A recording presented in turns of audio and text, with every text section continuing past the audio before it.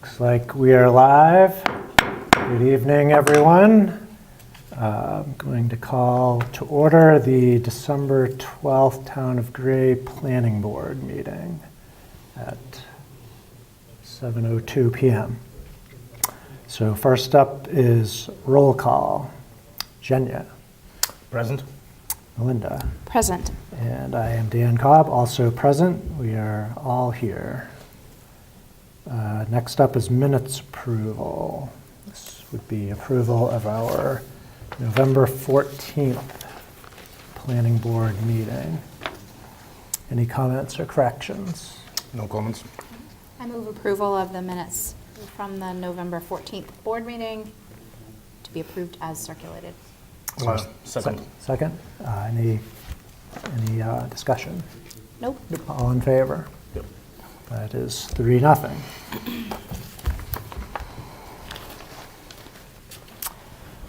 Okay, moving on, information exchange.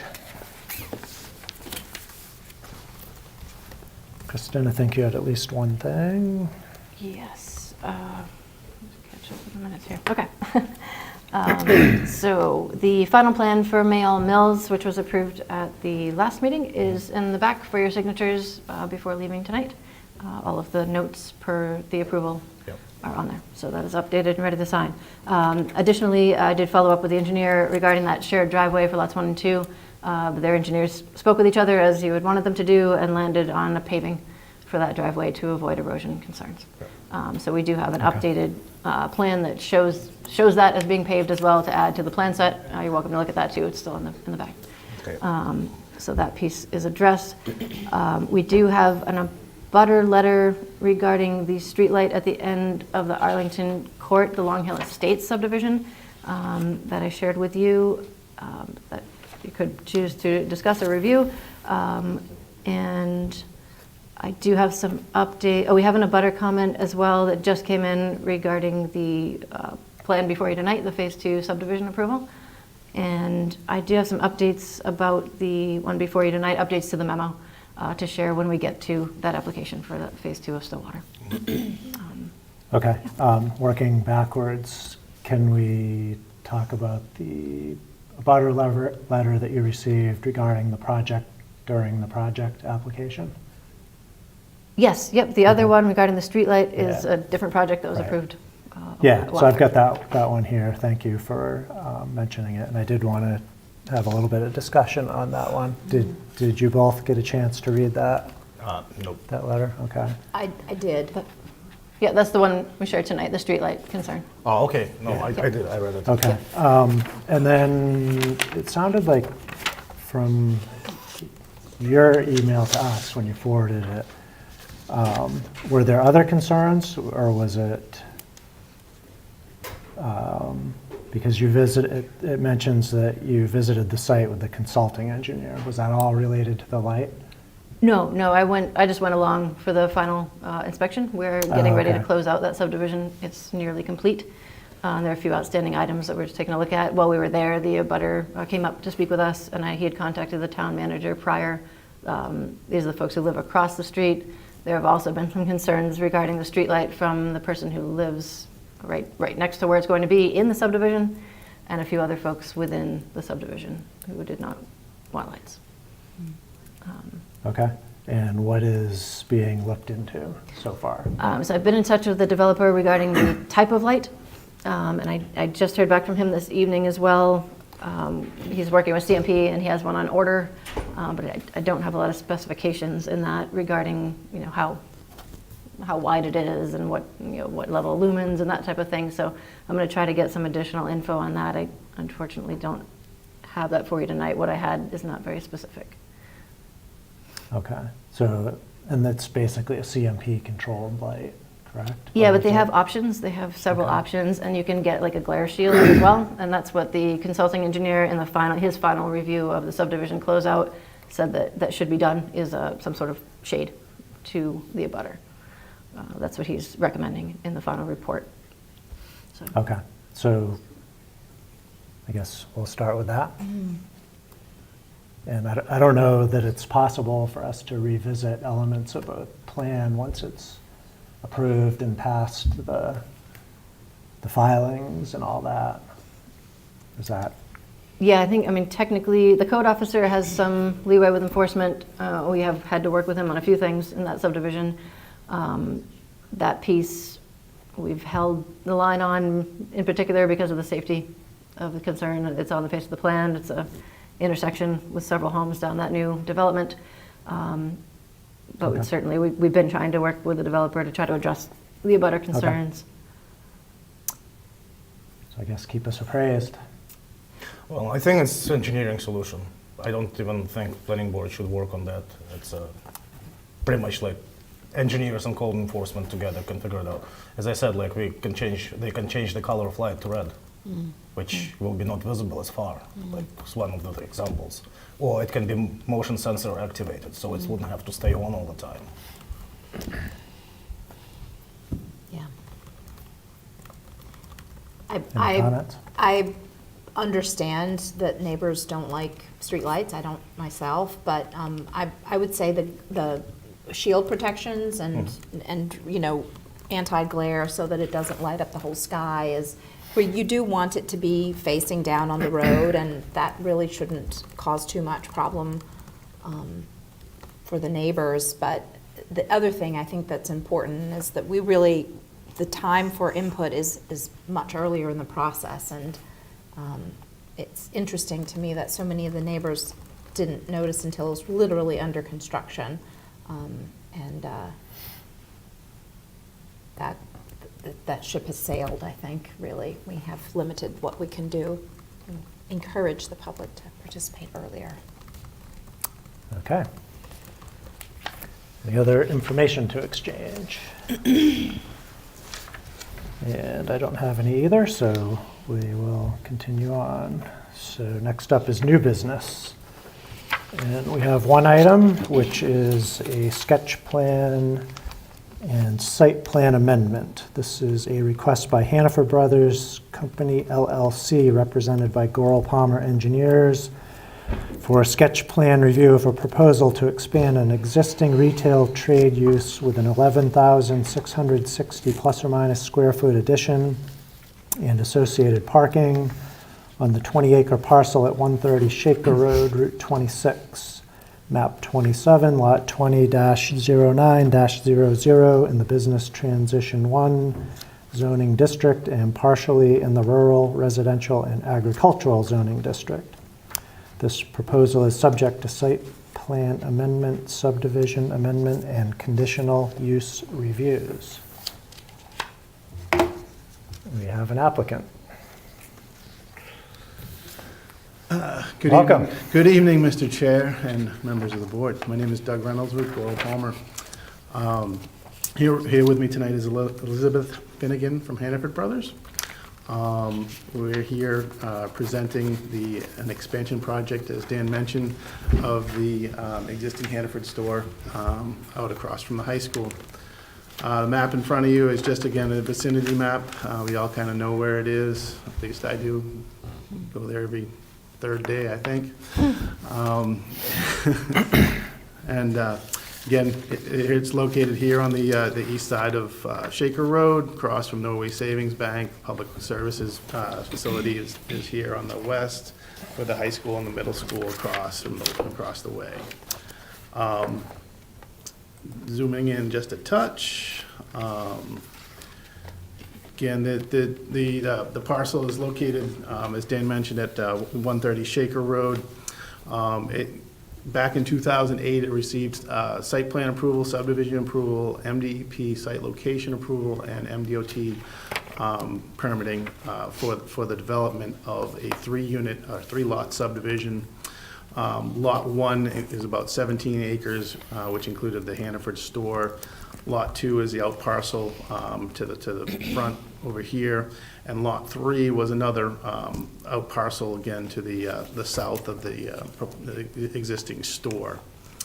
At this time, we're here in front of you just to go over the sketch plan application, get some feedback from the board, and again, just give you a general idea of what we're planning on doing at the site. So again, the The expansion we're proposing is about, again, we've got numbers on here, but it's gonna be within 1,000 square feet of that expansion when we get the final application into you. Right now, this expansion on the southern side is about 11,000 square feet. We're adding parking spaces. One aspect of the project is going to be a subdivision revision, which is going to include the elimination of Lot 3 here, as you can see outlined in red. Hopefully you can see some of that. That is going to be taken over by parking spaces for the new addition. Lot 2 at this time is not going to be developed.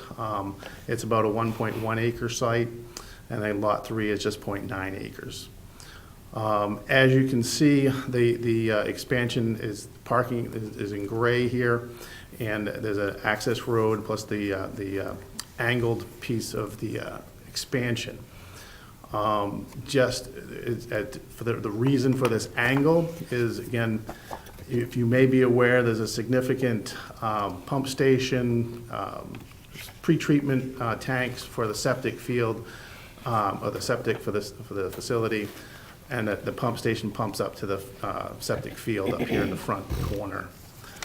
So again, relocating the pump station and the other facilities it was way too expensive to square off the building, and again make it sort of a architectural square building.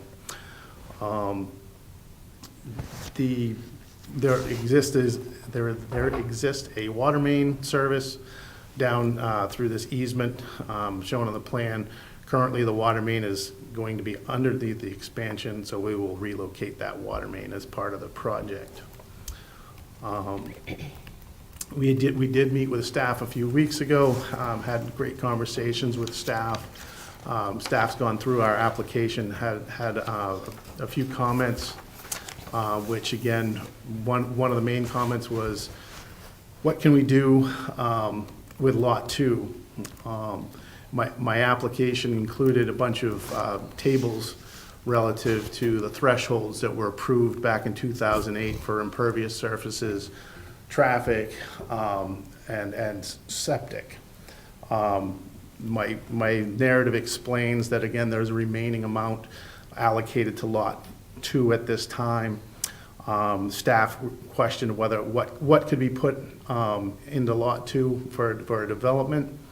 And as part of our site plan application, we will include a layout, one of many that could be done on Lot 2 that would show that a potential development for that area. Again, the thresholds are there for what has been permitted for the DEP, permitted with the traffic and the like. Again, if somebody came in, they got a new tenant, want something bigger there, we would work with the tenant to get the permits edited or modified as necessary. Just to back up a little bit on the traffic, the full development received a traffic movement permit, and the conditions of that traffic movement permit were, one was the construction of the signalized intersection here at Libby Hill Road, which was completed, and there was also a $50,000 allocation to DOT for the improvements to North Raymond Road. You've all been around long enough. We know that that was just done a couple of years ago. So again, they've met all the conditions of the original traffic movement permit. Again, with that, this is an exciting proposal for Hannaford Brothers to expand it. It's more exciting for me because it gives me a bigger store. And it should be a great thing for the town of Gray, and we're looking forward to getting into it and having staff review it and get it built. The timeline, always a question. We're hoping to get it permitted the beginning of next year. They'll do construction documents and building plans over the summer, and they're not going to be constructing this in the summer because it'd be just too darn busy. It'll probably be constructed next fall. With that, I'd love to answer any questions or go over any other staff comments. All right, thank you. First, I just want to start and say it's great to see some commercial activity in front of the board. We don't get enough of projects like this, so Yeah. thank you for bringing this. I guess I'll just start with any general questions that either of you might have before we get into the details. Anything initial? I have Sure, go one for it. question. I'm just curious about, and I know we have the ordinance requires a certain number of parking spaces, but I'm curious about how likely Hannaford thinks that customers will use these spaces that are along the back area. And I just, in general, like to see as little pavement as possible, so those don't seem very likely to be You mean these used. down here? No, the ones that are on the, She was pointing to the to-go. Oh, yeah, actually, I apologize, I failed to mention that. Currently, the to-go spaces are here. oh, The- so they would be moved. Yeah, they're gonna reallocate a portion of this building, and the to-go, the to-go door is going to be right here where the to-go that'll be people come nice. out.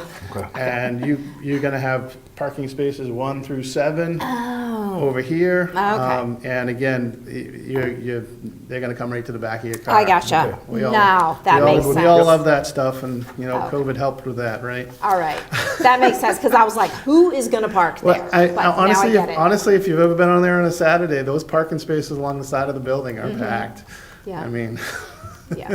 but I apologize for not mentioning the. Okay, that's an important detail, thank you very Yep, much. yep. Anything else, Melinda? Nope. Jenya? Well, we're adding pretty decent sized parking lot. Is the retention pond capable of accommodated? The detention pond was built back in 2008, sized for the full development. So that it's currently oversized for, it was built to accommodate the complete build-out of the property. So there are no modifications to the pond are necessary. Okay, thank you. All right, and I've got kind of just one general comment that I'll bring it up now as opposed to any other time, and that's, I think it's a great proposal, looks really good, very thorough sketch plan. I think my one big concern, and everyone knows what the traffic is like, and I know you already teed up that you've met your traffic. Yeah, I mean, again, Wait, let me finish. okay, So- sorry. Yeah, that's fine.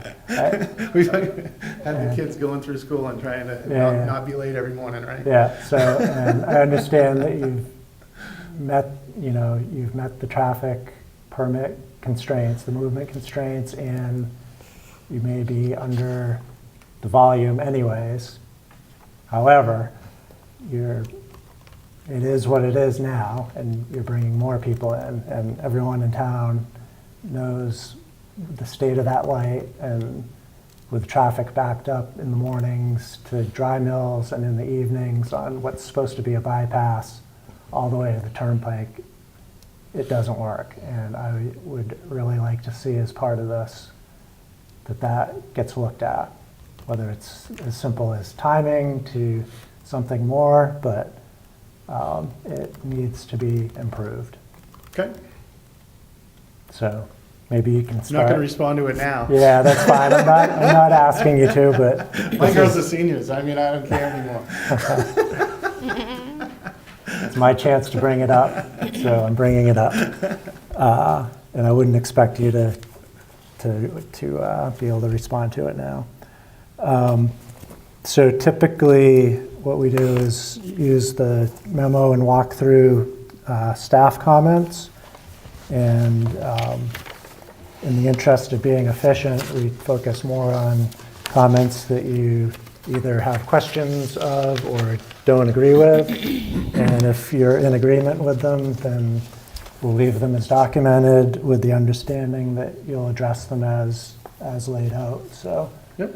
I'll give you the opportunity to raise any staff comments that you might have concerns or disagreement with, No, I or mean, want input from us on.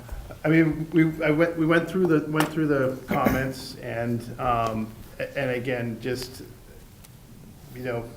most of them were relative to the Lot 2 question, and again, we'll have a conceptual development on there, potentially looking at the shared parking, potentially looking at the access way.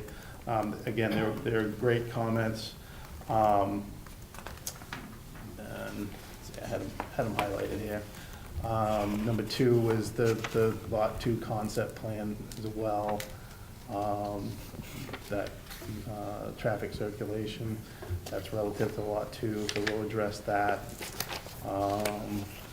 Off-site traffic, that's Dan's comment and staff's comment. That's something that we'll go to the DOT and get a letter of concurrence from them, whether at this point, it's their light. And we beat on them as much as they, it seems like it's gotten better. At least, maybe that's because my kids have a car and I don't drive it every morning. Again, water and septic, we'll get an updated ability to serve letter from the district. Number 6, the new, it'll be sprinklered. Buffers, number 7, will remain. The 2 entrances will actually provide some detail, and we'll have elevations and potentially a floor plan as part of the application package to show what's going on in there. Detail of the to-go parking area, again, that's relatively easy as well.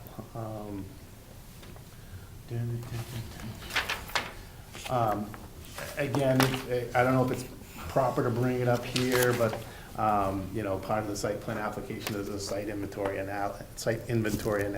I mean, is that something that you want to see for this type of project, where it's a modification type, or an expansion project?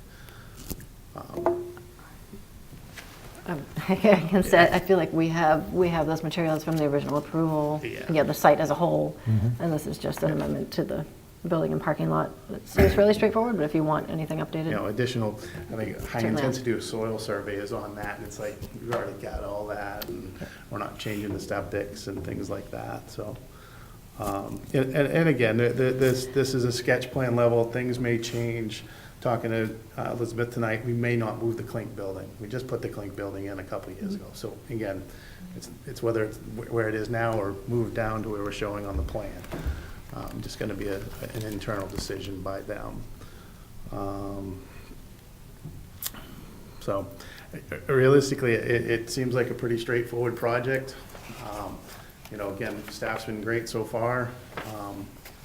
And looking forward to getting it in here. Great.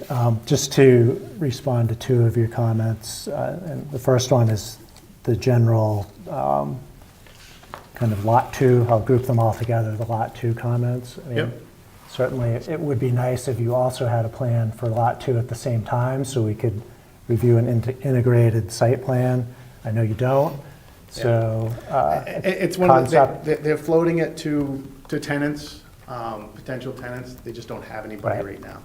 So a concept is fine, and Yep. I'm sure, you're a skilled engineer and your client is a skilled developer, so you know that whatever you get approved here boxes you in just a little bit more for what's in the future. So I know you're both aware of that.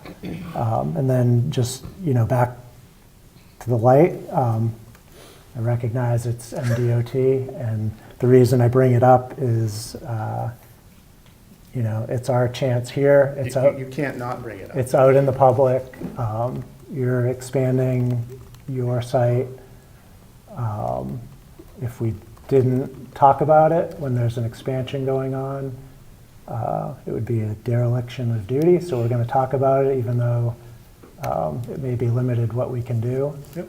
And perhaps part of the process is informing DOT what's going on and getting a second look at it. I don't know how it's going to work, because I know we're limited, but we're going to talk about it to the best of our ability. Absolutely. We appreciate that as well.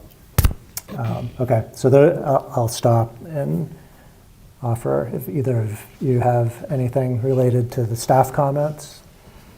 No, but I actually had another question. Sure. So they're saying that they're upgrading they're adding actually another freezer? That's correct? You can go ahead and ask. Upgrading a freezer? Adding a new grocery freezer. Um, There's a couple more things, the new canopy for the loading dock, as I understood, like. Oh, yeah, oh, in the back corner, yes, I'm sorry. Yeah, again, we are showing some potential expansions in this back corner to the dairy section, adding the freezer back there. And again, we may be adding on to the loading dock slightly, just for additional So, space. but this is not part of this project right now.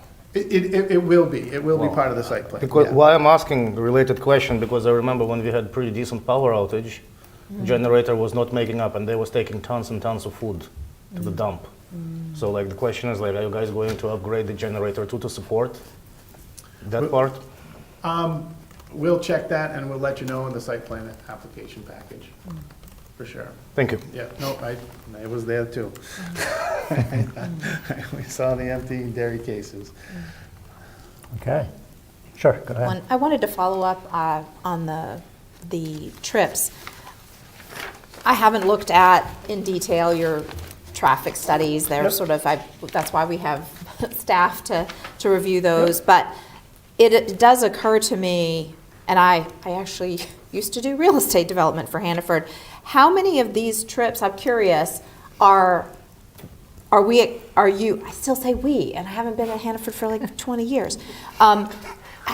Are you expecting just to capture people that are already going by versus they're adding to the traffic? I guess that would be my curiosity. I didn't realize how bad the traffic is. I don't live and have to go through this all the Yep. time, but that's one of the reasons that grocery stores locate themselves where they are, is people are I mean, already it's- going by. It's a significant amount of pass-by traffic.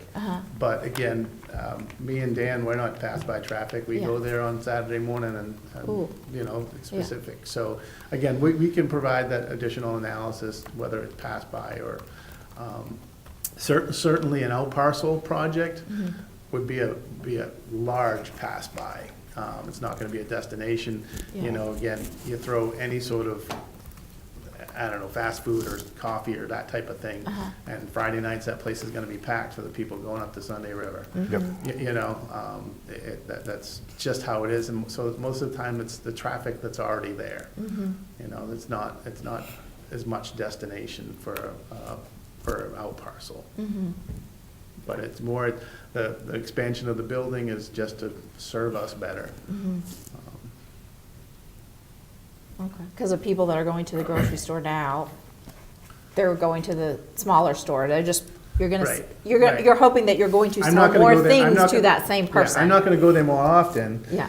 Other than the fact that, you know, they might have more broccolini now because Yeah. the vegetarian the vegetable section's bigger and I don't Right. have to go over to Wyndham. Right, yeah, obviously, the first trip, for the smaller store, that's a destination, but then those same people are going regardless, so Yeah. but I did not realize that the traffic was that bad over there, so, It's usually certain hours so in the morning. oh, gotcha, okay, anyway, thank you.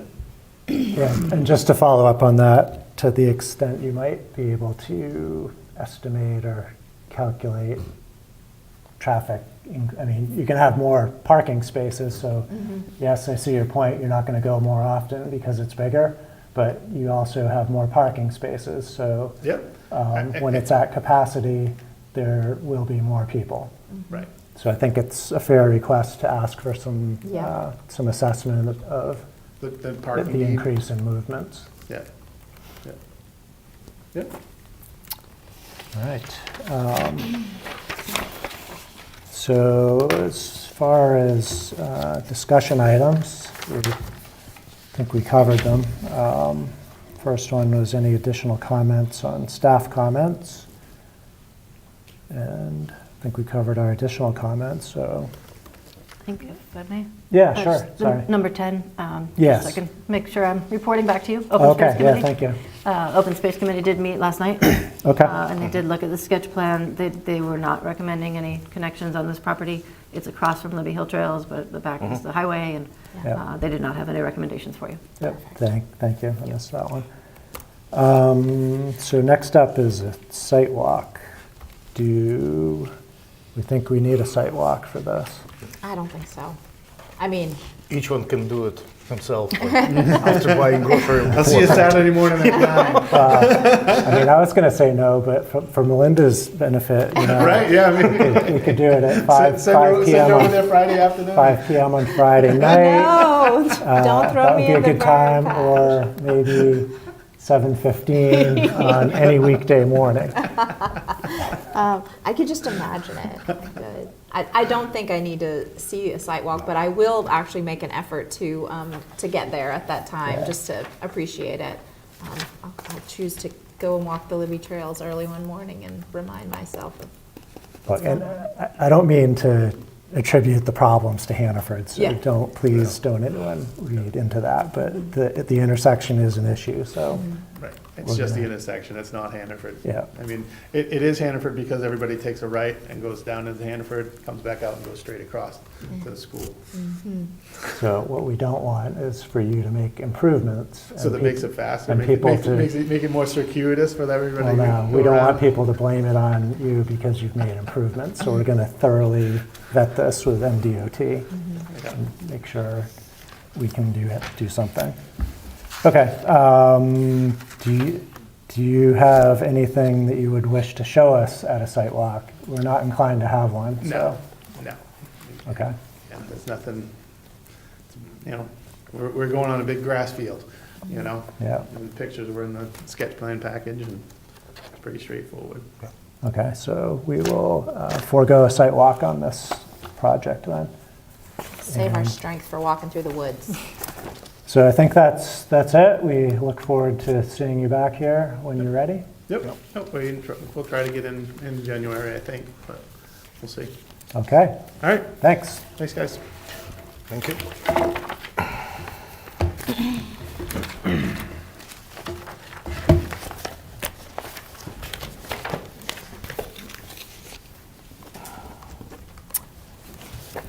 Okay, that is it for new business. Now we have one item of continued business. This is a final plan review, Stillwater Pines subdivision Phase 2. This is a request by A.H. Grover, Inc., represented by Steve Roberge of SJR Engineering, for final plan review of a proposal to create Phase 2 of the Stillwater Pines residential open space subdivision on the 36.29 acre parcel off Woodcock Road, map 44, lot 032-112-000 in the medium density zoning district. This proposal is subject to major subdivision review and the property is subject to a contract zoning agreement. Do we have an applicant or an applicant's representative? You look familiar to me. Welcome back. Do you want to put those up here? Or I can. we could move them when you do public hearing, but it might be better for you guys to see if you want them there. Sure, yeah. Yep. Should I stay up here or? No, you can get a bit go right higher. to the podium, so you're on See what I'm mic. looking at. Oh, you can keep it with you. I don't know. It's up I to mean, you. we have. It's all far the away. It's the things. same I as think we all this, set. isn't it? Okay. We have that. We're fine. If you want it back with you, Yeah. I that's was just fine. gonna put it up. Yeah, That that's works. fine.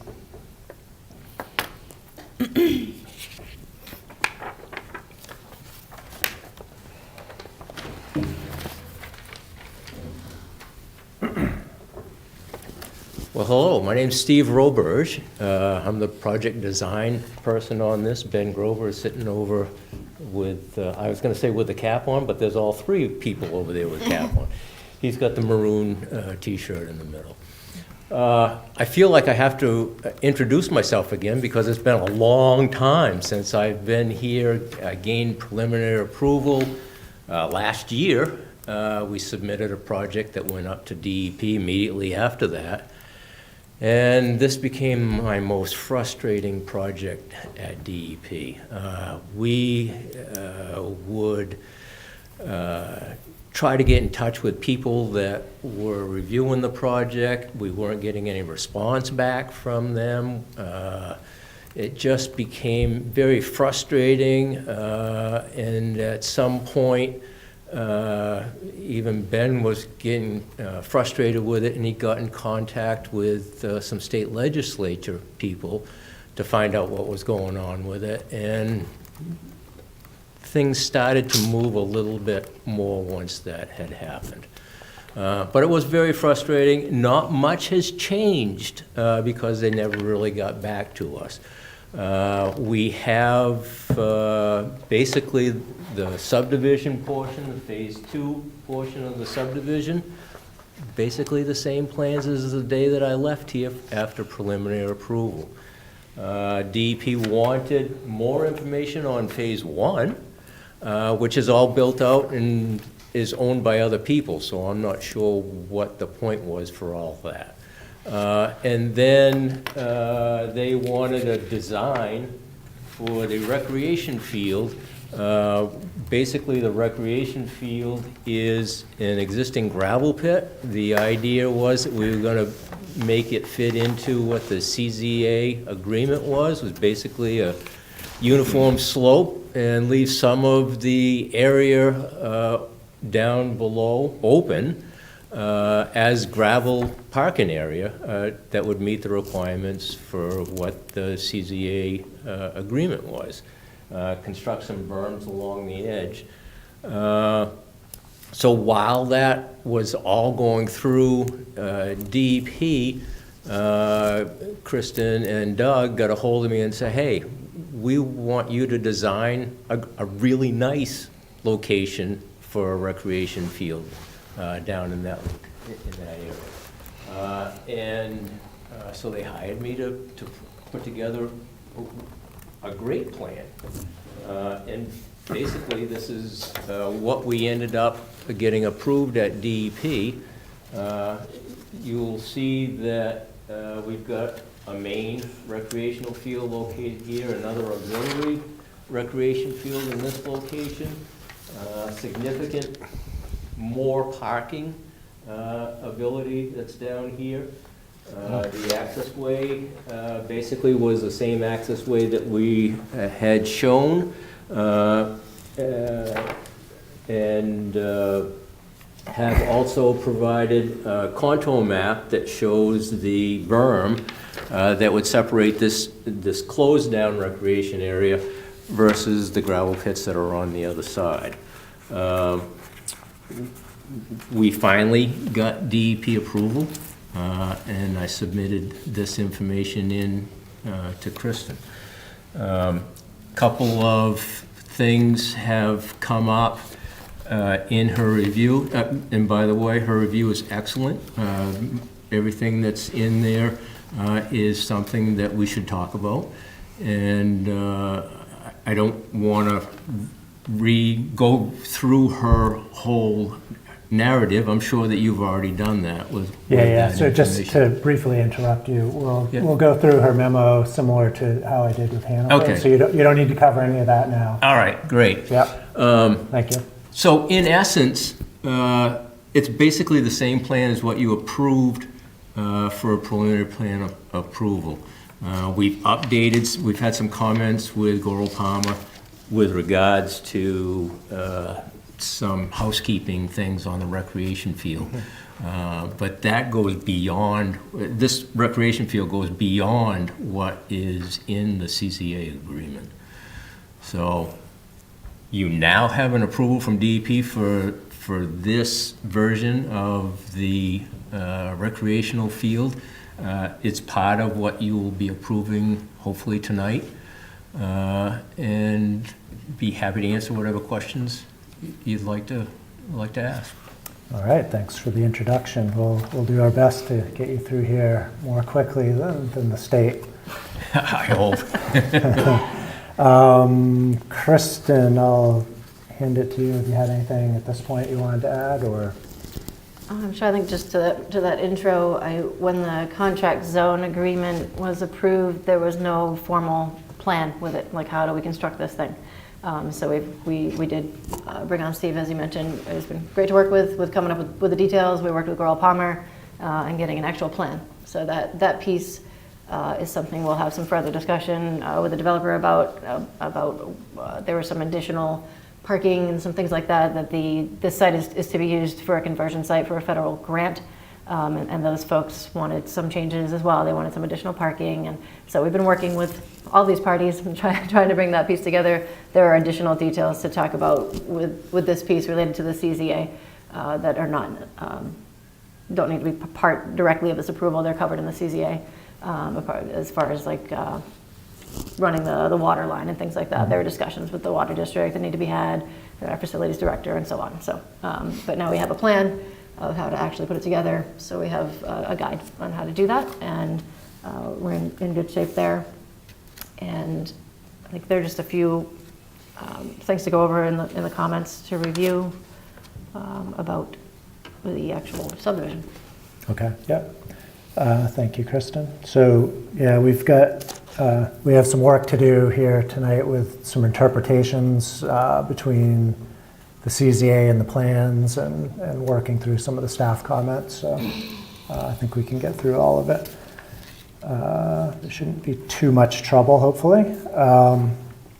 So before we get started, I am going to open this back up to a public hearing. It wouldn't typically have a public hearing, but it's been, as people have said, over a year or so, a long time. So I did want to give the public, if anyone so chooses, an opportunity to make any comments. Is there anyone from the public that wishes to speak on this application? Don't see anyone in the room, and don't see anyone with their hand up online. So I will close public comment. Okay. As far as staff comments, I think it's not going to be as easy as what I would like to do, which is basically say, do you agree with all of them?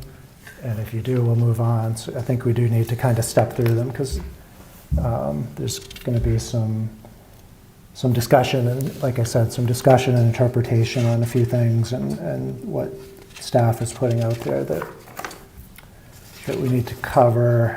And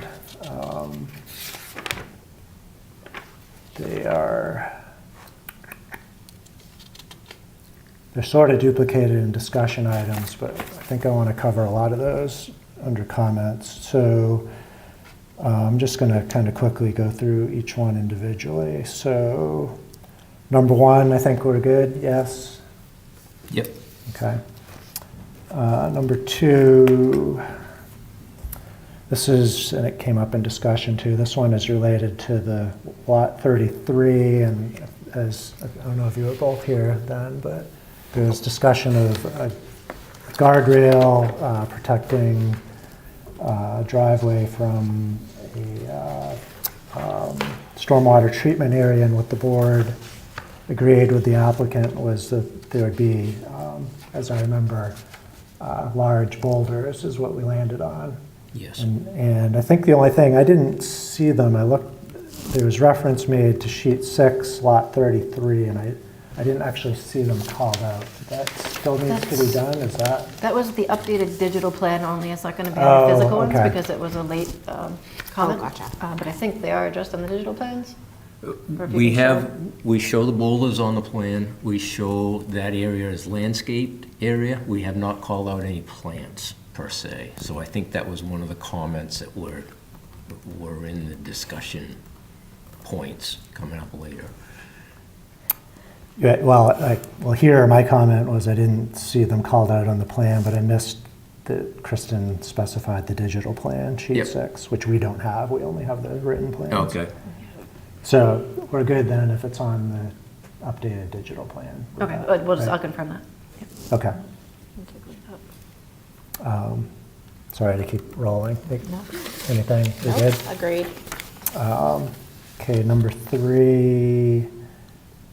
I think this is between you and staff. You're in agreement with everything there? Pretty much. Reading through the Slaughter permit was somewhat confusing because they were calling out for different things to be put into deeds, put into plan forms or whatever. We put the note on the plan that says this has gone through the Slaughter permit approval process with a date and made reference to that permit approval. If there's specific deed languages that you'd like to see, I mean, that's something that we can either add to the plan or incorporate into the deeds. So what's staff looking for there? I would say we typically, and this is per kind of Doug's MO, is that if it's not in your deed, you don't necessarily know about it. So the preference is for something that's as complex as this one, and there is a list from the SLOTA permit. I actually went through it and listed them out, what are all the requirements of the deed language that they are requiring that the language be in the deeds. And there's some language that the town typically requires is right in your deeds, so you know you have a clearing limit, you know you have some sort of other impact, easement or whatnot. So we do typically look for planning board support to look at draft deed language with the applicant, whether it's each, I think in this case it may need to be each lot because of the specifics of the SLOTA permit, and we can review that. But look for support that's in these people's deeds, so when they buy these lots, they know exactly what they're looking at. So you have my support. Yep. Yep. Okay, you have 3 votes of support there. So all good? Yeah, I just checked with Ben, he was shaking his head, okay. Okay. All right, number 4, so there's 2 things here, 4.1 and 4.2. Well, no, there's more. Make sure I get them all.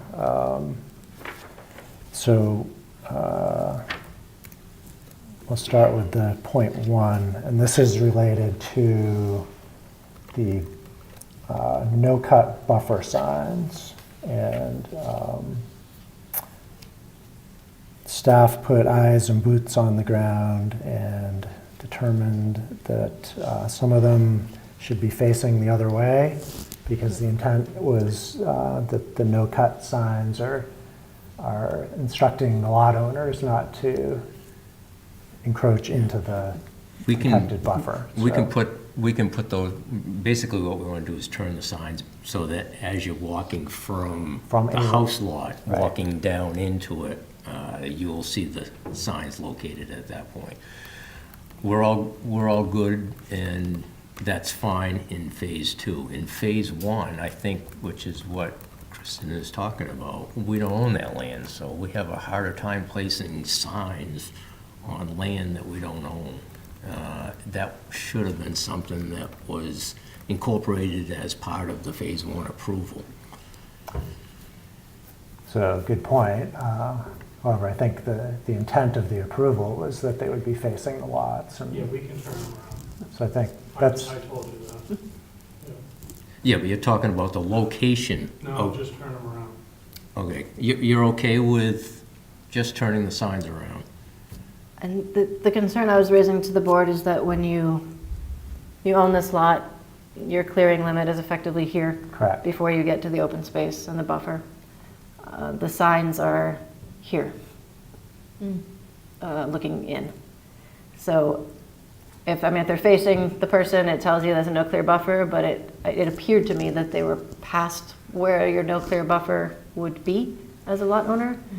So that's what I was looking for input on for the board, was whether or not they do need to be moved or just flipped. Because they appeared to me like they might be past what would be your no clear buffer as a lot owner, that they kind of delineate more of the open space. Hey, They're on the buffer lines.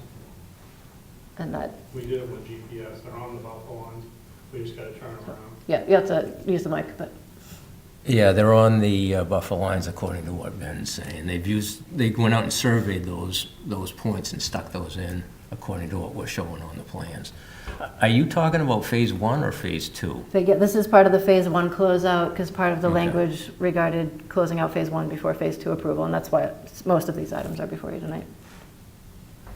Are phase 1 related. Yeah. Yeah, We just gotta turn them. There's 2 of them. okay, just 2 signs? 10 and 11. I think so. Yep. Yeah, so if the board is comfortable with turning them so that they're facing the property owner, if they're saying they're in the proper location, that's. so are you guys That's what's before following you. what? But phase 1, like, it's already like houses and sold, right? So the Okay. reason we're talking about it is because phase 1 needs to be closed Finished. out and approved before we can grant. Well, we can't really do much more than that, so I think that will be enough to satisfy the conditions. So, you good? Again, trusting that in fact they are located at the right spot in the buffer to prevent them, not say, oh, you cleared, so, but I guess if we turn them, that should do it. Agreed. Okay, and I'm in agreement, so. The applicant has represented the signs are in the correct spot, so they will be turned around to face the lots. Okay. So then 4.2, this one is related to the stream crossing, and then there were a couple items there. There was a final 3-inch gravel layer that was not installed, and now it is, right? So, Per the applicant. Yeah, I was confused when I was answering that question. Because Kristen asked me if that had been installed yet. It has not been installed down by this future access road. The reason why that hadn't been installed yet at this point relates to another one that you're gonna get to, is that we've got to install conduits and water line and all that. So it didn't make sense to put the final gravel down at that point.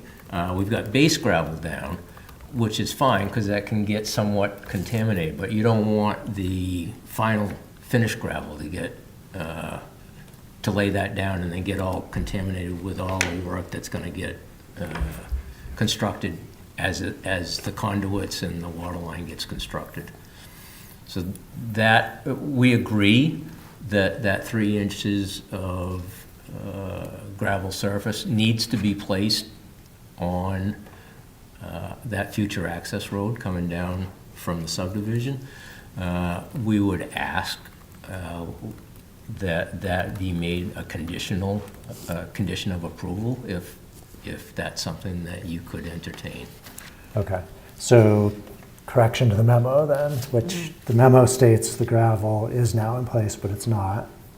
Then the second piece of that, which we talked about, is there's a conduit that is, so per the CZA, it was supposed to be installed, sort of like pre-installed, and then the applicant is basically for the same reason saying it doesn't make sense to have a conduit to nowhere and have CMP and utilities and all that come out, so. Part of, if I could. Sure, go ahead. Part of this is the chicken or the egg, which Yep. came first. And CMP won't sign off on a plan until we have an approval in our hands that shows that we're gonna run the electricity through our subdivision and run it down to the, so we don't know which side of the road that needs, that underground conduit and water line and all that needs to go at this point until CMP tells us.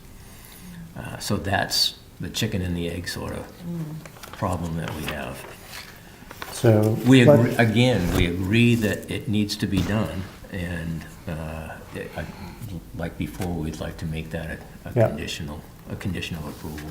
So let's talk about those two together before we move on to 3. So to me, that makes sense to make it a condition of approval. Yep. Like it, I've dealt with I think CMP that's fine. before, so I think that makes complete sense. yeah. So from the planning board, we're going to be good with that. Conduit and gravel. The conduit and the gravel can both be conditions of approval to be installed at the earliest reasonable time, according to construction and CMP and whatnot. My question is, just remember we don't speak for the council and there's also a CZA, so we're okay with that. Is anything tangled up with expectations around the conduit and the CZA agreement? I think technically the stream crossing, my understanding is that when it was put through the stream crossing being built and having conduit only across the stream crossing, like having the stream crossing completely complete was part, they wanted that tied into phase 1 because they were concerned at the time that phase 2 might never happen. And they wanted that piece done so that they would be able to connect to the rec fields.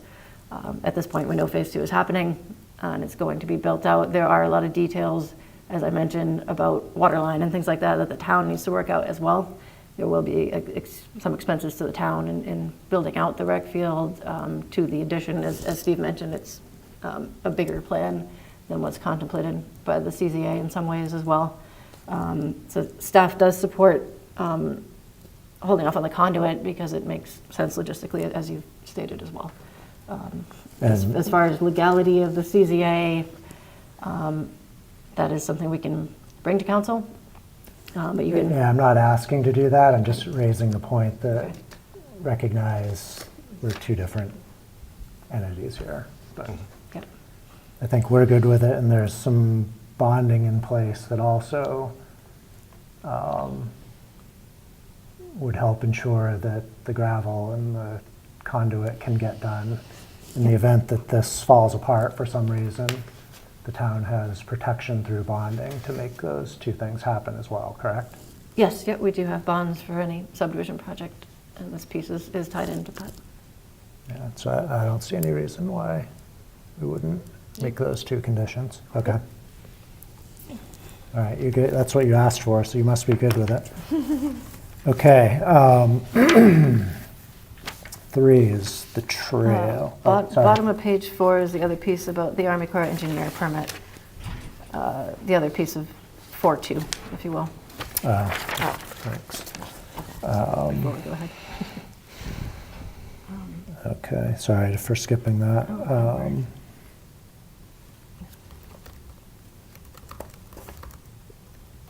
Okay, what do we need here? And I do have an update on that for you when you're. Okay, yeah, let's, so they don't have that stream crossing permit, or they didn't at the time, which is required by the CZA item 8. So you have an update on that? Yeah, just for the board. So we've had some back and forth with the applicant and engineer and with our own engineer. I was trying to get you some clarity on this for tonight. That there was some expectation, I believe, that level of permitting was not required for the way that the work was handled at the time and putting in the culvert. So it was not sought. Our engineer has advised that he believes it should be obtained after the fact as something that the town will have on file for when the town takes ownership of this piece. The CZA, that number 8, does require that all permitting is submitted to the town. At this point, given the history of the project and the fact they've already been delayed for 1.5 years, the applicant, I believe, was asking that this not be made a condition of building permit, that if it could possibly be made a condition further down the line of withholding, as Dan mentioned, the performance guarantee, which is substantial for this project, to ensure that it gets done. And Steve can probably speak to that further, but that was where our consulting engineer came down, that the town will want this permit. Okay, so on this one then, you originally didn't think it was needed. The CZA agreement calls for it, and our town engineer would like it. So very likely the board is also going to ask for it. Are you on board with, and well, let me not ask you first, I'll ask the board first. So, and they're requesting that we don't hold up their building permits for this because of the delays. And Kristen and I had talked about, whether the bonding aspect is appropriate trigger to basically, I think the thought would be if the applicant is in agreement that rather than having the condition be, or building permits requiring this, that there's an agreement that the bonding would not be returned until that is procured. That seems fair to me. Can I ask something? Hang on. but I'll let Melinda go first. I was just going to say, that sounds fair. There's been a lot of delays, and as long as we have assurance that they will get it before the town takes ownership and possibly gets stuck with something that needed a permit and didn't have it, I think that sounds okay, especially if the staff thinks that's okay by me. Okay. Go ahead. I agree on that, but in case of they would not issue the permit at some reasons.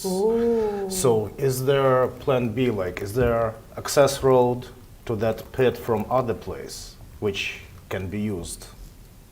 Oh, I hadn't thought of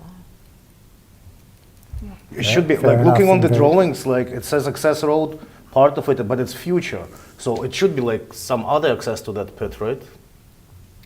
Currently, there's no access to At the all. pit because the road is not built out yet for Phase 2.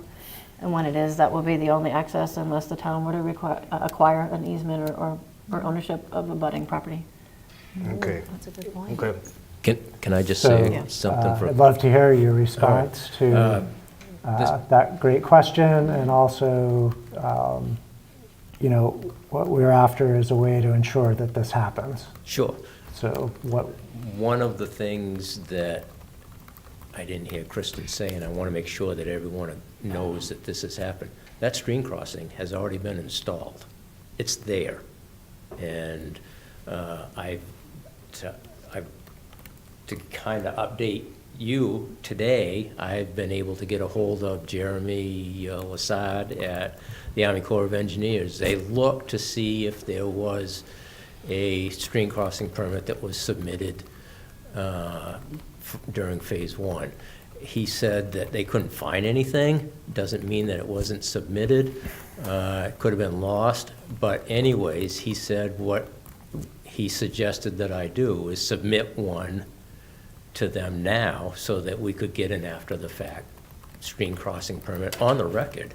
And I'm gonna try to do that this weekend and have something into them for Monday next week. So I would be highly surprised if Army Corps came back and said, no, we're not gonna give it to you because it's already in, you gotta take it all out. That possibility exists. The other thing that I didn't hear Kristen say, we did, and we have copies of, an approved DEP permit for the stream crossing itself. So it's something that is a bureaucracy paperwork thing that we're dealing with right now, not so much an actual construction thing. So hopefully, with this, with my new application for this stream crossing under the Army Corps criteria, they'll just say, yep, okay, after the fact, approval given. And then I can just give that to Kristen when we get it. Can you explain to them the only reason we have to get an Army Corps permit to stand by? Yeah, basically, anytime you do work in a stream needs, or in a wetland actually, needs an Army Corps permit. And Ben put this stream crossing in exactly the way it's supposed to be done. And in fact, when I read section 20, I think it's 28 or 29 of the Army Corps rule that deals with this, it's supposed to be in the dry. And that's what he did, but because he didn't get the permit for that to happen, that's what we're going after. He did it right, he just didn't have the paperwork that was associated with it. yeah, and so we get that, and we're willing to work with you, and I think the point is, if you want to proceed, it's going to be somewhat at your risk, right? Yep, Because, it already is, right. yeah. So I think what staff proposed is that the procurement of this permit would be required, help me if I get it wrong, Kristen, but it would be required, a required element of closing out or returning any, or releasing any bonded funds for the project. That's what staff has proposed. as an alternate to making a condition for building permits, Yep, right? for your consideration, yeah. For our consideration. So before we consider it, is that acceptable to you? Yeah, that's good. We should have it within a month or two. Absolutely. Okay, As so, long as they're not DEP, so. so again, your preference is not to have it a condition of building permits. Yes. The alternate would be, it will be a required element for release of the project bonding. Right. Correct. Okay. We're on board. Is the board on board? Yes. Okay, so we'll proceed down that road. Perfect. All right, thank you, Kristen. And I'm hoping that you're drafting I wrote up conditions over some. there. Yep. Or are you taking minutes? Minutes. Oh, no, that's too bad. That's less interesting. That's less helpful to one of my partners here who's going to have to get all this in later. Okay. Next up. So next up is 4.3, which is the trail. So Kristen, maybe you can talk about the visit to the trail and the location and Sure, I can give you a summary. So the trail is shown on the Phase 1 plan and Phase 2 in a schematic location. It is shown out on the edge of the open space, toward the edge of the property, away from the back of the property lot lines, particularly on the north side where the vernal pools are. It is noted, we actually went through the video, our planning assistant went through the video from the approval and reviewed the language with the previous engineer. There was the understanding that that was not a hard and fast location, and that could be shifted, and part of that would be in speaking with the board, and that exact language is included for you in the memo from, verbatim from that meeting. And going out there at this point, there are trail signs that are up in a few places, but there doesn't appear to be like a cleared walkable path at this time. So that part was not done. One of the issues I think with this is that in other projects we've had in the plan set, there's been a description of what are we talking about when we talk about a trail. That was not part of Phase 1. That was not part of this approval. So we don't have that kind of common ground to look at. But typically, this type of trail appeared to be envisioned as the type that's just clearing enough, limbing enough for you to walk through, clearing of like down trees and brush so you can walk through. It's not intended to be the type with an improved path, a gravel path or anything like that, as any sort of pavement, but just to be passable. There was also no mention specifically of signs that I could find, but they've done signs. There are a few signs out there. So I think at this point, there are two questions for the board, I think, maybe three. There would be, are you okay with the trail in Phase 1 as is, where it's not really passable, it's mostly woods, and it's not really a defined trail? Second question would be, do you want to define what you want the trail to look like in Phase 2 with some sort of spec? Or to ask Steve to come up with some sort of spec so everybody's on the same page for at least Phase 2. And third would be the location. Right now, the location the signs appear to be very close to the rear of the lot lines on that northerly side, very close to the vernal pools, as opposed to being way off to the edge of the open space where they're shown in that schematic location on the plan. So question of whether or not you want to hold to, if you'd like to see them put it closer to the schematic location, if you're good with where it is effectively proposed at this point with the signs. So those kind of three questions I think are what I was looking for some input from the board on where you want, given the state on the ground. And Okay. I'm sure Steve can speak to it And further too. Kristen did ask me to also go out there and look at it. She asked for a second set of eyes, which I did, and can confirm everything that she said. So I can at least, two of us can help explain if you have Yeah. questions. Yeah. I don't know, do we have the sheet in front of us that shows the trail?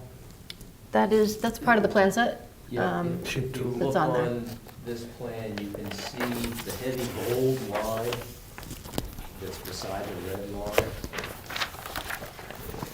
would show you where the trail is, is shown on. Which our sheet are you plan. on? Is that the front sheet? Yeah, it'd be the very first. Yeah, the color one that shows phase 1 and 2.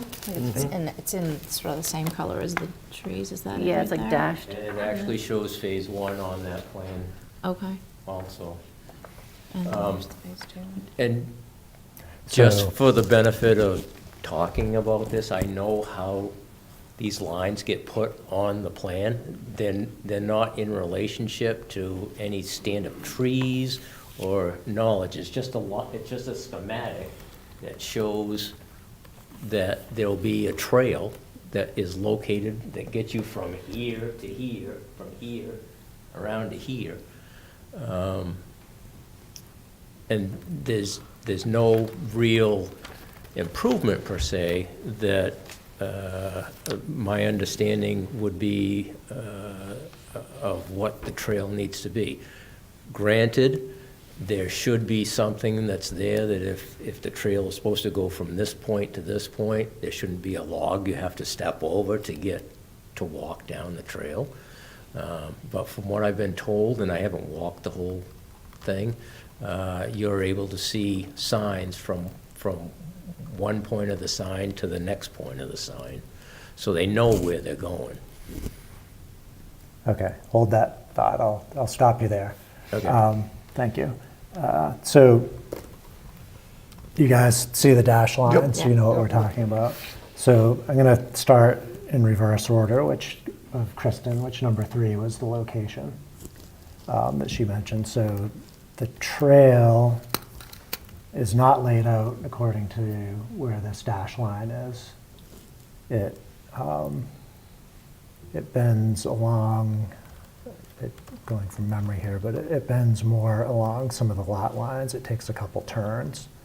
And one of the concerns that Kristen laid out is the path that it takes. Like, was it behind lot? Lot 9 9, has a right? vernal pool behind it. Yeah. So I gotta find 9. Sorry. Oh, they're on our plan. They're changed over to tax. Oh, yes, numbers I now. see. Okay, I think 9 is the one next to the. right there, that one. 9 is the one that's next. It's got the access from the Right. road next Next to to it, right? 14. Yeah, right next, Yeah. right on the red line. Yeah. So that's 9 right here. Is this one? Yep. That one. So it kind of bends over this way through some wetlands. I mean, to me, I think it should follow, more or less out here, like it was. You're sort of bounding over all this uneven terrain. There could be a pool of water and then a big boulder, and it was very uneven. And it's interesting, I guess, but it's not a trail I would send my mother down to explore by any means. Like, it's walking through the woods. So I guess my recommendation would be that it should be more or less following the dotted lines that are shown on the plan. And I think that's Kristen's recommendation also, right? I mean, as I said, there was an understanding that it was not necessarily going to be hard and fast in that schematic location, as Steve noted. But the current But I think location is right along the back of the lots and is going through some of that vernal pool, some of that sensitive So it's wetland. out here. So that was just what I wanted to bring to your attention, if you wanted to push it further back or where you want it.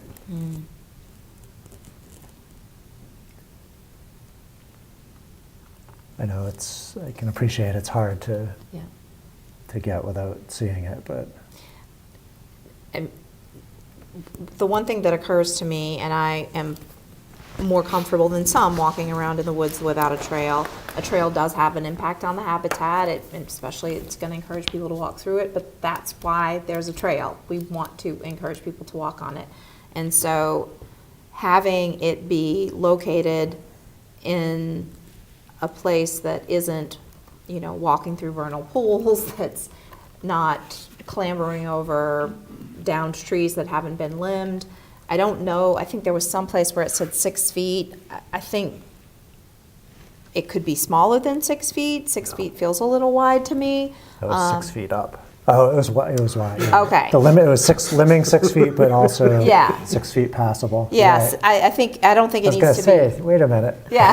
That's not I mean- trail 6 feet's anymore. not tall enough. Yeah. But, yeah, it says 6 feet in width, Yeah, right it here, does. so, okay. But they're also gonna limb up 6 Yeah, feet. that's, limbing up 6 feet, yeah, even I would like that, but I would say like 3 feet could be fine, something more narrow. It doesn't need to be, Well, do we have an example?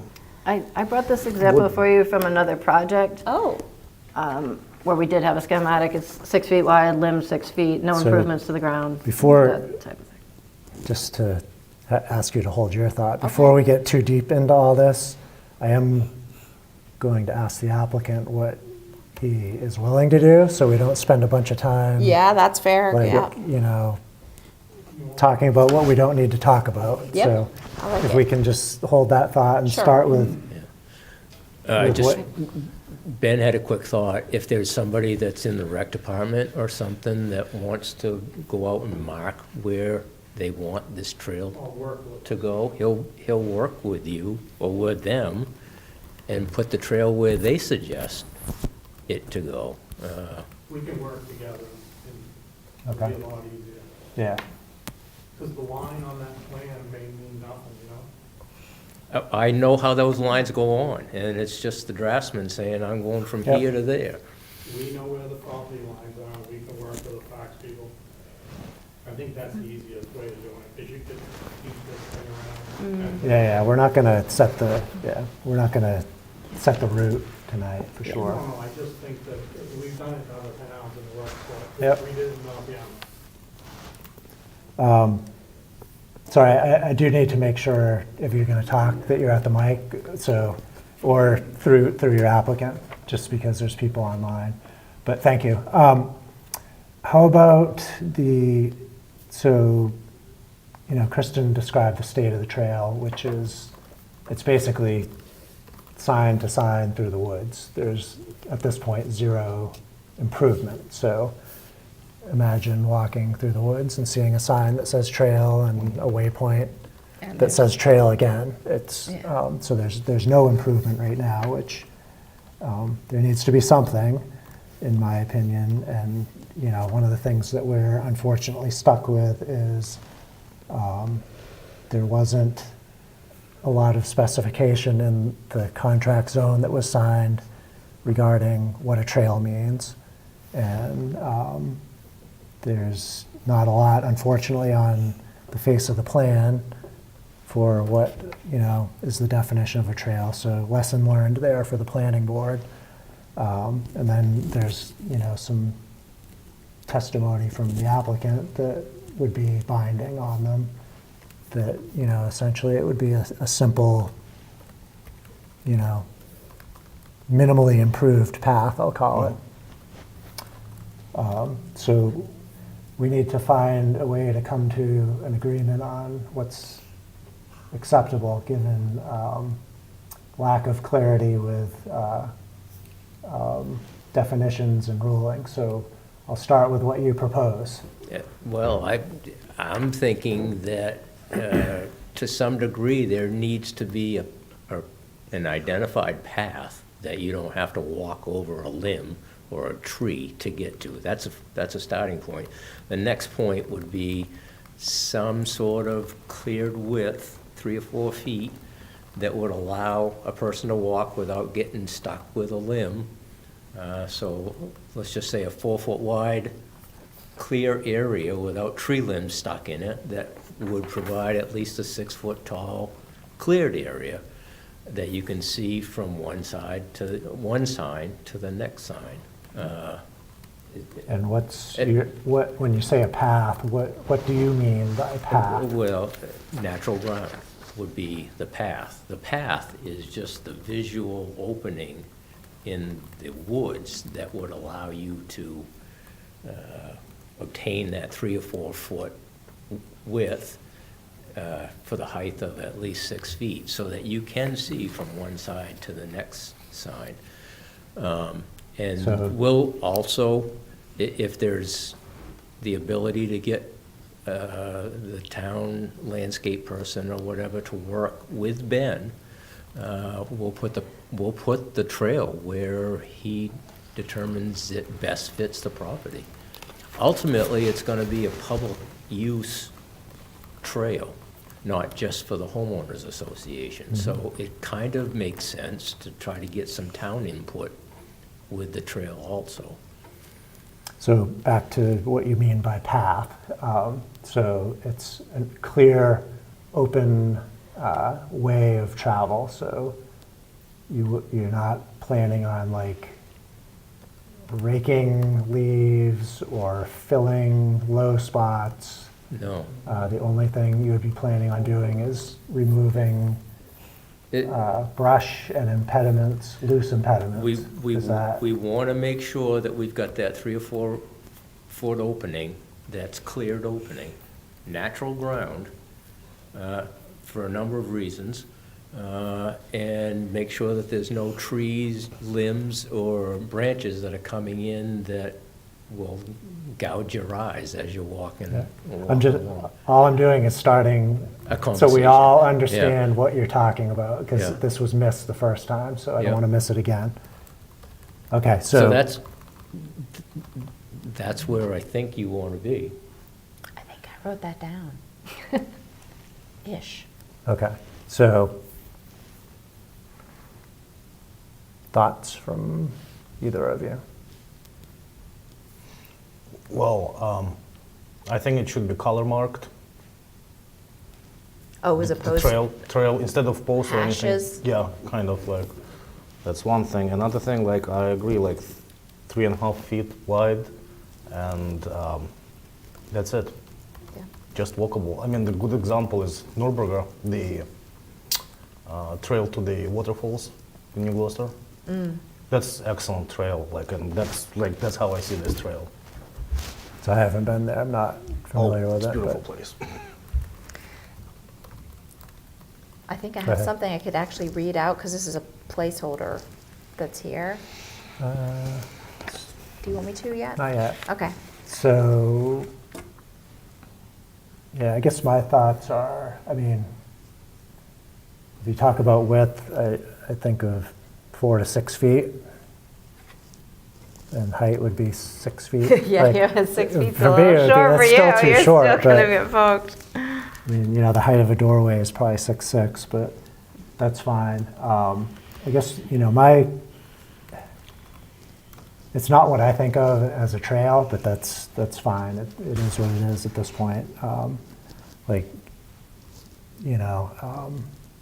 this might have been what Jenya was getting at, but like right now what it is it's, brown sign that says trail with an arrow or an arrow that way. It would be very easy, in my opinion, for someone to get lost and disoriented and not know whether they're on the trail or not. It's more like walking through the woods. So I would think that, we don't obviously want a trail every a sign every, 10 or 20 feet either, but No. perhaps a combination of signs with some blazing on trees or something, which is a pretty typical trail thing that you have.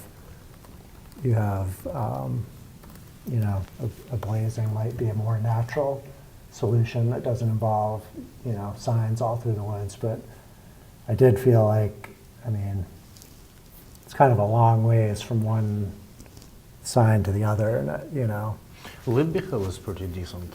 Well, again, Was it- those are improved trails. Yeah, I understand. This is going to be, with what we're talking about, it's walking through the woods. It's walking through clearing in the woods. And if you think about in, the winter when there's no leaves, you could pretty much walk anywhere. It's not like it's thicket, it's open forest. So there could be very sparse trees, and they don't need to clear anything because it's already, 10 feet between trees. So I guess that's my point, is that it's not necessarily very apparent that it's a path, even though what he's saying is a path is a clear, opening. Don't think of it Oh, as, gotcha. don't think of it as Libby Hill with gravel and No. you know where to go. It's literally walking through the woods, and your only way of finding your way through is a sign or a blaze or something like that. It's not going to be raked. It's not. So here's the question, like, should we kind of create a technical condition how we want to see it, like Well, every 50 it's- feet, or should we ask one of the rec people Well, so to take a what look we're at going to it do and here make a is suggestion? we're going to come to a reasonable agreement on what this thing should be in the absence of strict definition. And yes, by the way, I do agree that, so in staff, and if you wanted to invite someone from the rec department or whatever, I think it's appropriate to have staff go out there and agree with the applicant on the location and maybe the frequency of signage. I think we can't do it here. We just have to, what we have to do is give the best guidance we can, which wasn't done the first time, and that's why there's like a misalignment on what was done. Let So- professional do the work. Yeah, but we need to give the guidance here so they can take away an understanding of the expectations, so they're not in the woods disagreeing. Yeah. Literally. We're going to disagree here and be done with it. The one thing I would say is that once a clear path is made, and you're right, it might not be immediately obvious, so that's where you leverage the blazes and the signs. But once people begin walking, then a path is going to become apparent. And I've walked in the woods and I've gotten twisted around before, but people make a path just with their feet. So once people start to use it, if it's hashed and it's in a location that doesn't include walking across vernal pools because the rec department or someone from the town has said, oh, put it here, I think we could be okay with that, and without any more technical specifications, which I don't think we really have the capacity to do anyway. But I like that approach, and I think that Okay. could solve this problem.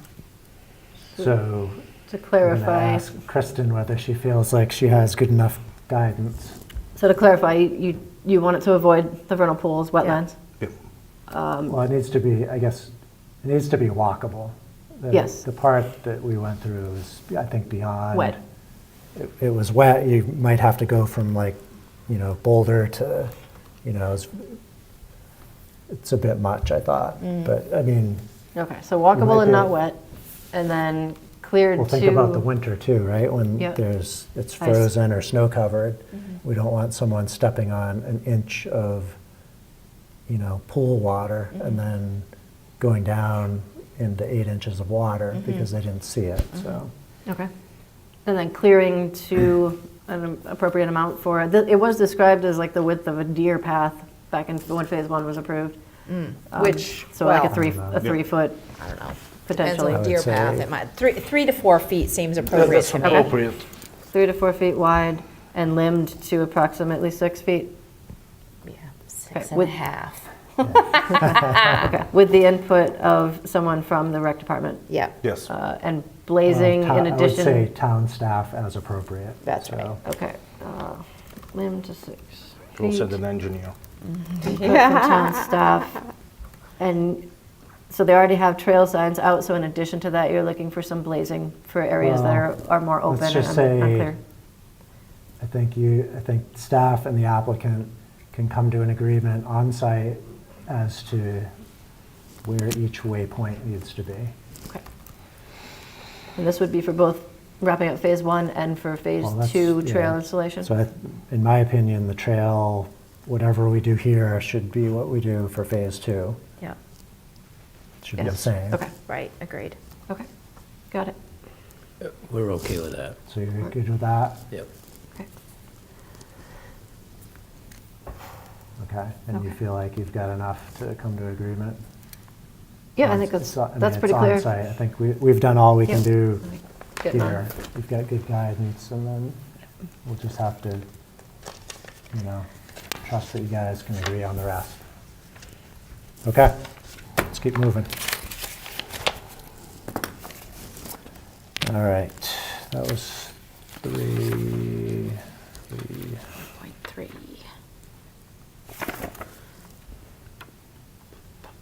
So, yeah, the rest here is some notes about, you got non-disturbance of vernal pool areas and things like that. So That's, when you guys route the trail, you're going to have to take that into Yeah. consideration. And You know where they are. yep. Okay, so we're done with number 4, yes? Mr. Roberge, done with 4? Yes, we are. We Yeah, good? 4 is Okay. good. Yep, Yep. okay. 5, I think we're done with that. All set, right? Correct. Okay, 6, It's just the Different the boulders. boulders, which are there, so we're good with 6. Yes. 7,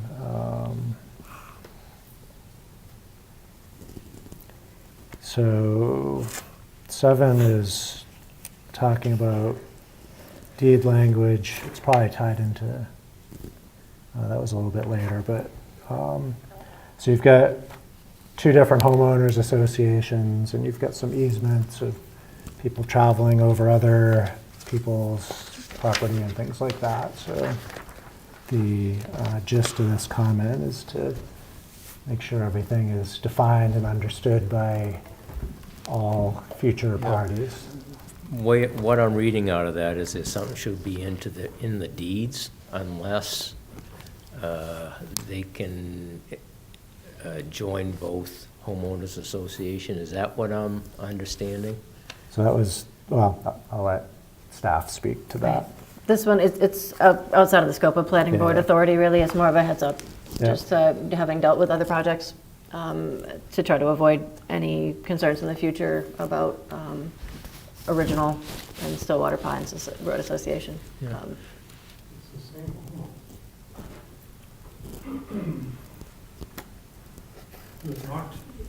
There's not 2 different homeowners associations.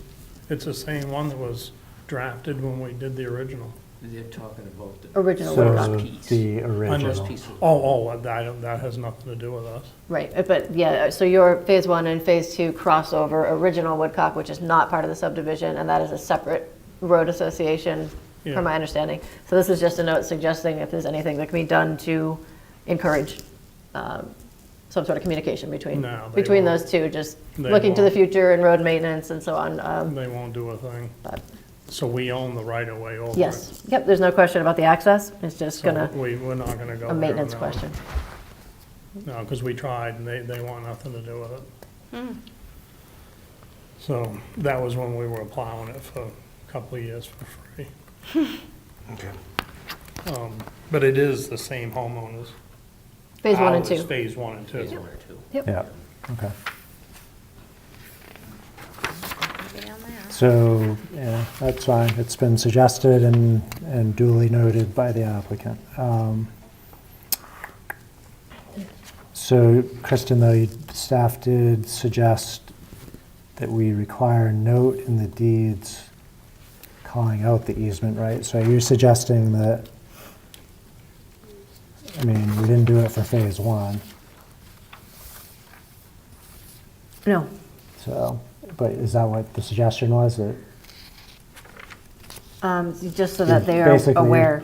they're aware that they have an easement Yep. over that someone they- else? They have like- the right to cross over Original Woodcock. Both Phase 1 and Phase 2 have a deeded right of access over the original piece, but that they're not part of the same road association as the subdivision. Just making sure they're aware of that. Just looking forward to, like, the town does hear from folks when road maintenance comes up, Right, and try to avoid any confusion going forward, but understandably, they've been there for a long time, would think before that- Phase 1 was even built. If those discussions have been had, then I mean, I would think in That should be so. in your deeds anyways, wouldn't there be you'd have the, whatever the plot on the face of the earth is, plus some mention of a right-of-way or an easement would be there, wouldn't it anyways? It can be included in the deeds. We just need to make sure we have all references that we need to have. I mean, my suggestion is deed. put it in, like, it's just it's less headaches later. So I think we should just ask that they include that language. Yeah, I mean, technically, when you refer to a lot on a plan, you get rights of the road, but a lot of people don't understand that, and then you get confusion, and they just, if you could put the words in the deed, it avoids, Yeah. you know, people calling town complaining about what they have, and, Right. yeah, just do it. That's, everything you said is true, but everything you read in a deed isn't necessarily true. Oh, for So- sure, facts, yep. Any comments on that one, Jenya? Mm-mm. Yeah, so I think just include reference to the right-of-way and make it clear to lot owners, and we're good with that. Okay, I am not going to go one by one through comments from the consulting engineer. I am going to assume, unless the board tells me otherwise, that you agree with all of those comments. Yep. Can I chime So, in? They've already been yeah. addressed. They're addressed on the Okay. digital version that Okay, she has. perfect, so we'll check those off. And if we have done a good job, we have covered all our discussion items already. So number 1 is the boulder and the landscaping.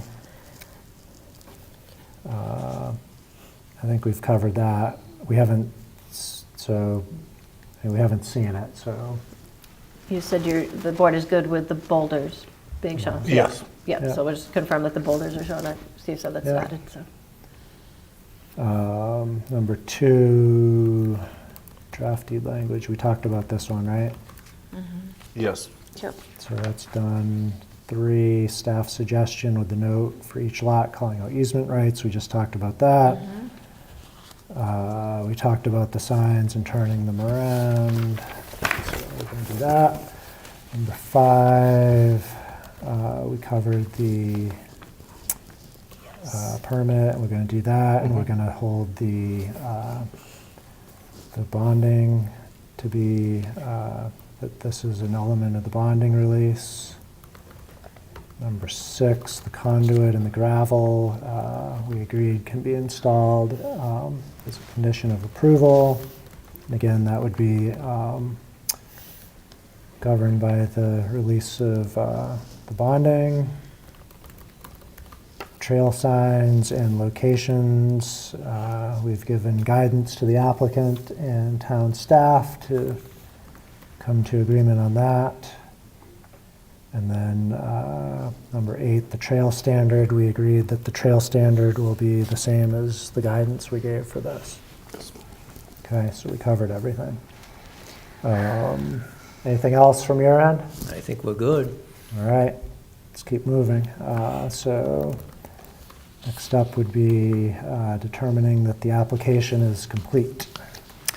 Mr. Chairman, Yes. I move to find the application by A.H. Grover, Inc. complete per 401.7.1E for final plan review of a proposal to create 22 lots in Phase 2 of the Stillwater Pines Residential Open Space Subdivision on the 36.29 acre parcel off Woodcock Road, map 44, lot 032-112-000 in the medium density zoning district. This proposal subject to major subdivision review, and the property is subject to a contract zoning agreement. Is there a second? Second. Any discussion? All in favor? That's unanimous. Okay.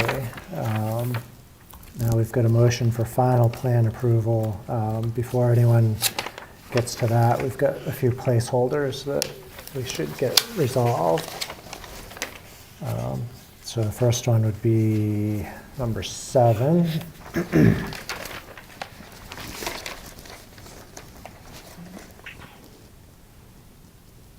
So I think that one works as is. Yep. We've given them up to 6 feet, so that's fine. Number 8.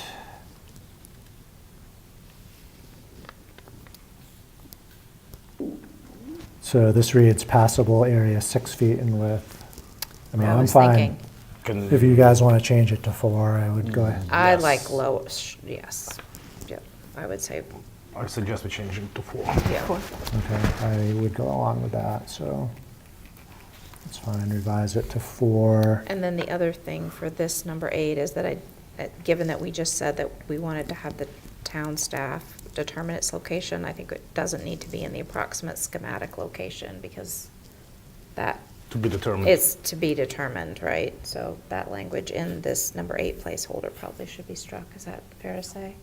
Probably from the, as per the approved in the approximate schematic location, like from that whole. Yeah, that's right.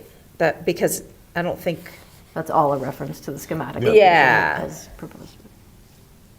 and we want it to be in the location that the town staff and the applicant agree upon, as opposed to what's shown on that plan, right?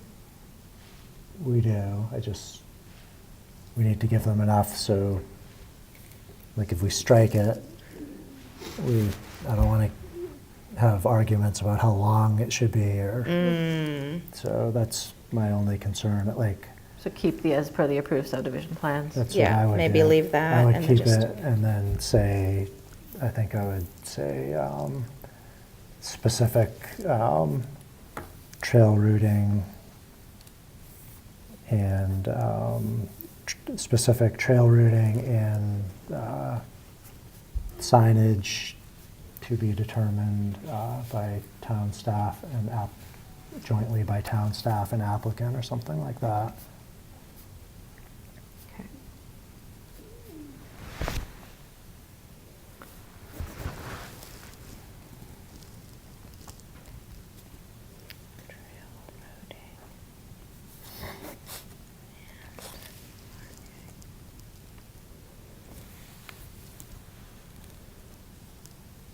Do you want to read that one? Let me try. This is a Sure. test, this is only a test. Okay.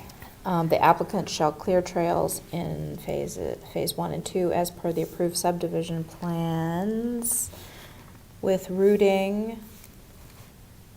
trail routing as suggested by appropriate town staff and marked routing and marking as suggested by town staff.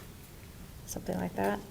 And then away from the vernal pool area, providing a passable path area of approximately 4 feet in width, unobstructed by down trees and brush with limbs cleared to 6 feet high. What do we think? Is that close? I want to I think rewrite you it got again. everything. It was just, I think, hard to follow. but Yes, it was, think you because I got was all making that. it up a little bit as I went along. Hold on, let me think. You had town staff and applicant at one point. Yeah. I did.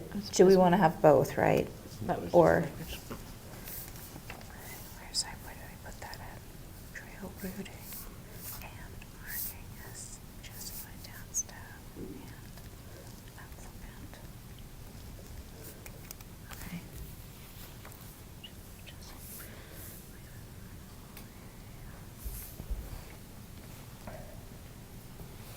Okay, this is where that goes, I think. So here's what I was thinking, is Okay. basically it stays the way it's written, you change 6 to 4. Uh-huh. And then at the end, you add a sentence, specific trail location, routing, and signage to be determined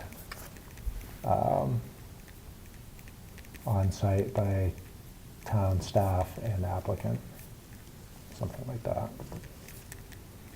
So you want to keep the, in the approximate schematic location? language? Yeah, I didn't like that because it's in the wrong place. I will get rid of it.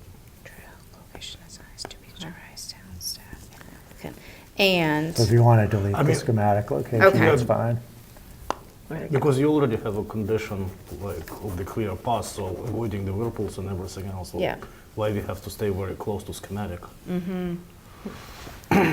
okay. Okay.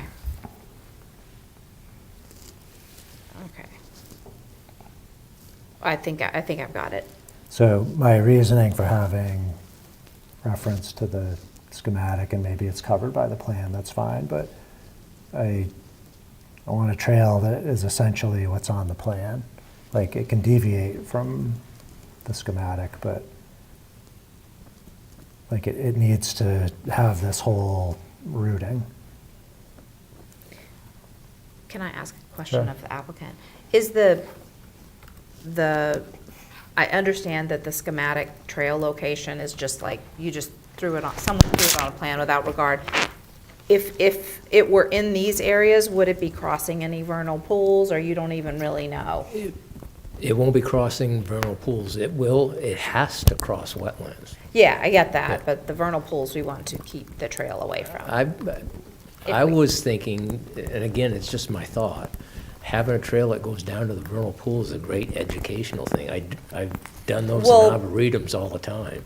People can walk in the open space. Right. In other places, and they can go look at the pool frog, whatever. Exactly. But having the trail go across a vernal pool is not what we No, want to no, no. encourage. No, you can't go It through the doesn't mean pool that they part. can't look at them. Right. But we don't want to encourage them to walk across a vernal pool. Exactly.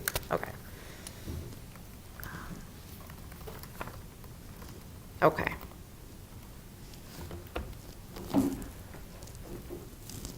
I mean, to me, the language is fine, and then you had a qualifier, specific routing to be agreed on by staff and the applicant. So they want to move it, that's fine. You can always ask like to have an as-built. Yeah, I want to keep If this you simple. really It's want already it, I don't getting, know this why. is Yeah, already so getting it- too difficult. Yeah. Okay. Okay. All right. I think I have it. Okay. All right. That's for number 8. Okay.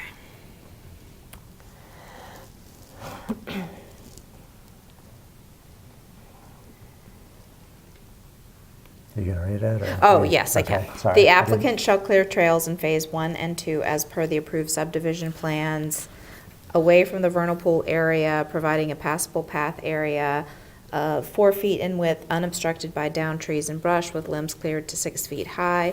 Specific trail location and signage to be determined by town staff and applicant together. And Sounds great. Okay. Thank you. Uh-huh.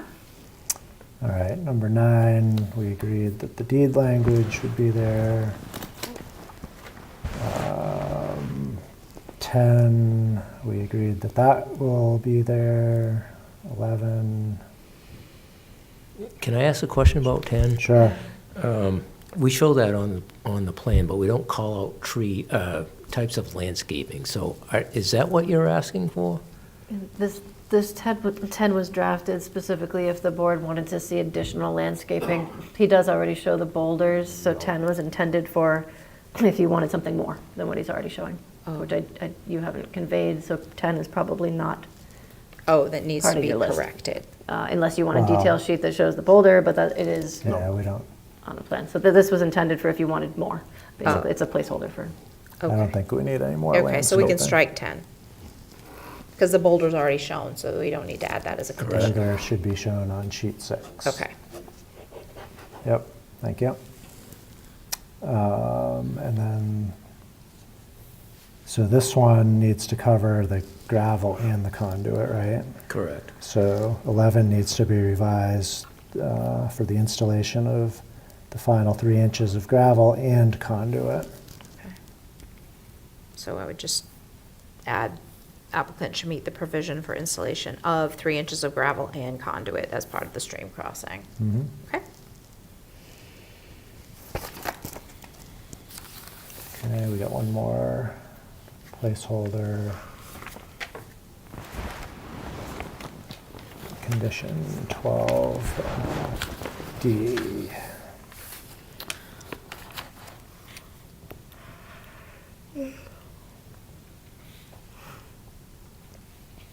So I think that's fine. We already agreed on the deed language. And then E. We agreed on that. So the language works as drafted in these placeholders, I think, right? E does say relocate/turn. I don't know if you want to leave that based on the ground. They've advised tonight Well, that but- they believe they're in the correct location and only need to be turned, so if you wanted to amend that piece. Well, they don't need to be moved because they was placed with GPS, so we can get rid of that. Right, again, that language was left based on your Turn. discussion. Okay, I can strike relocate, just leave it at turn. How about turn and relocate if needed, in case they get out there and Yeah, find there's an issue? okay, Okay, thank you. okay. And then F, so we agreed on that. So this F will need to be moved. If you don't intend it to be subject to building permit, it will need to be your new number 12. Because everything, all these ABCDs are subject Oh, to, yes. they hold up the building permits. Okay, so this is, Yep. So F would become your new number 12, and then number 13 would be all the stuff related to holding up building permits. And you need to add the language regarding the no return Oh, of I escrow as a performance guarantee until provided, per the discussion tonight. wait, say that one more time. So F will become the new number 12, Got that. and then you need to add the language, just another sentence afterward, per your discussion tonight. The escrows and performance guarantee for this project will be retained in full until this permit is submitted to the town. That type of language? Per what, if that reflects, Yeah. if you feel that reflects what you discussed earlier.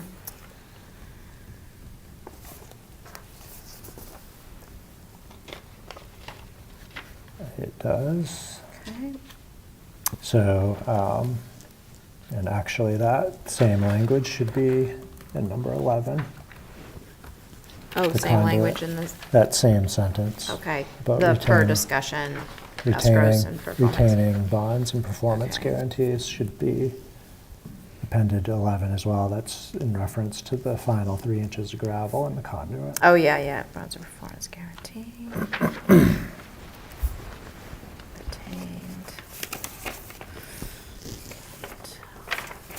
You're earning your keep tonight. Okay.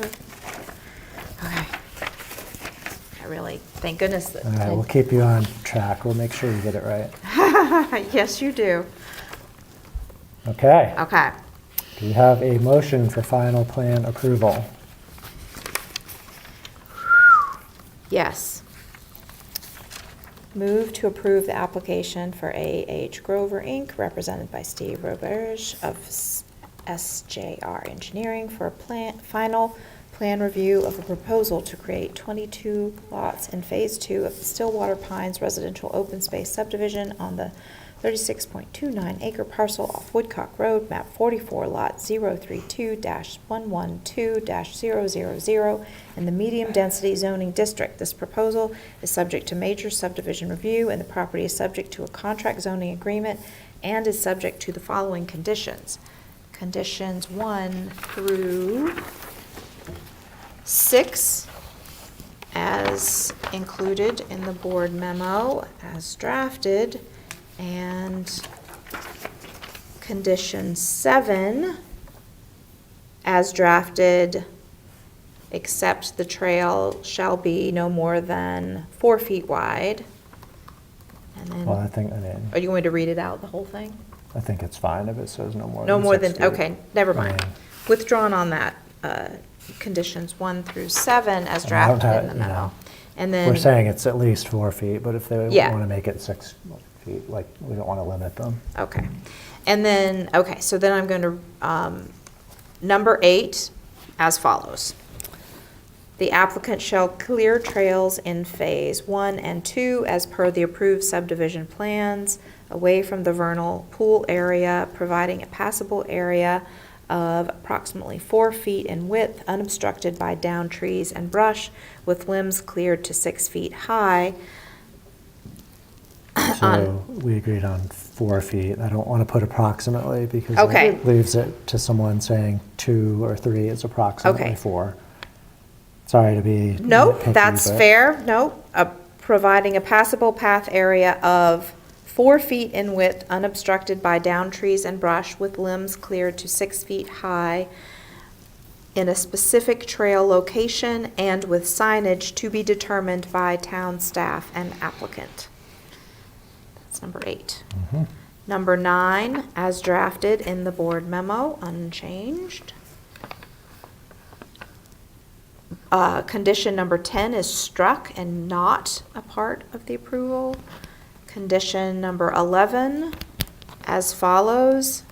The applicant shall meet the provision for installation of 3 inches of gravel and conduit as part of the stream crossing as described in the contract zoning agreement as part of the Phase 2 infrastructure improvements.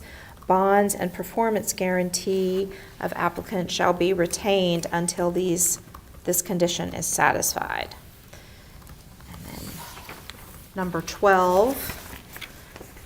The applicant shall obtain and provide to the town an Army Corps of Engineers permit for the stream crossing, as well as copies of other required outside agency permitting for development per discussion, with escrows and performance guarantee being held until the permit is obtained.